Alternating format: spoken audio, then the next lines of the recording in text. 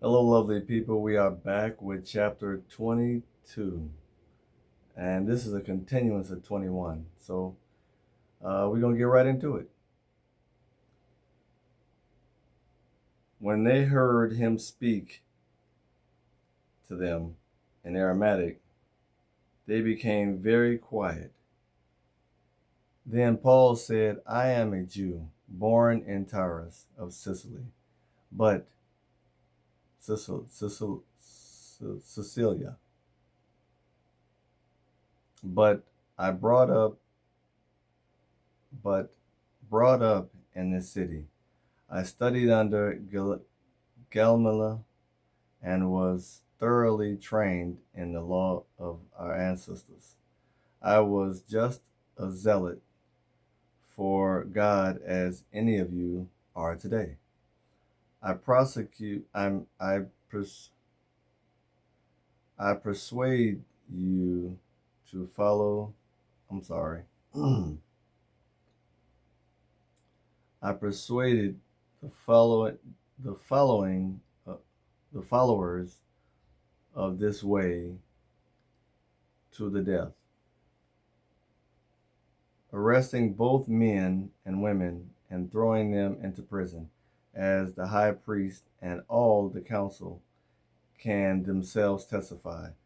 I even obtained letters from them to their assessors in Damascus, and when they when there went there to bring those people as prisoners to Jerusalem to be punished. About noon, as I came near Damascus, suddenly a bright light from heaven flashed around me. I fell to the ground and heard a voice say to me, Saul, Saul, why do you prosecute me? Who are you, Lord? I asked. I am Jesus of Nazareth, whom you are prosecuting. He replied. My companion saw light, but they did not understand the voice of him who spoke to me. What shall I do, Lord? I asked.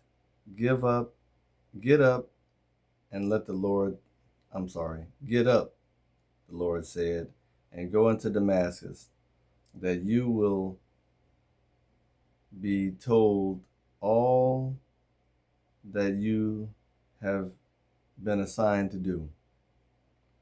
My companions led me by the hand to Damascus because the brilliance of the light had blinded me. The man named Ananias came to see me. He was a devoted he was a devoted observer of the law and highly respected by all the Jews living there. He stood beside me and said, Brother Saul, receive your sight. And at that very moment, I was able to see.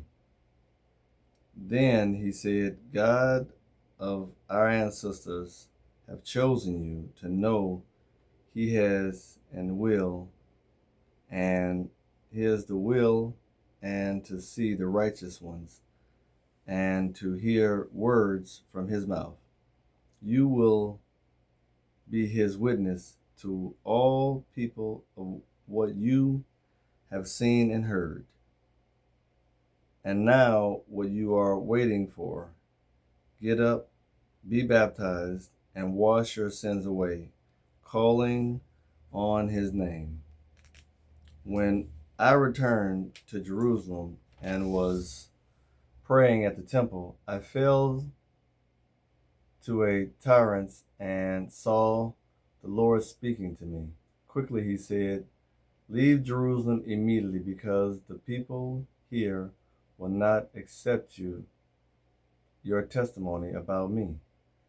Lord, I replied, these people know that I was from one synagogue to another synagogue, into the prison, and beat those who believed in you. And when the blood of your martyr Stephen was shed, I stood there and gave approval and guidance and guarding the clothes of those were killed who were killing him. Then the Lord said to me, "Go, I will send you far away from the Gentiles." The crowd listened to Paul until he said this. When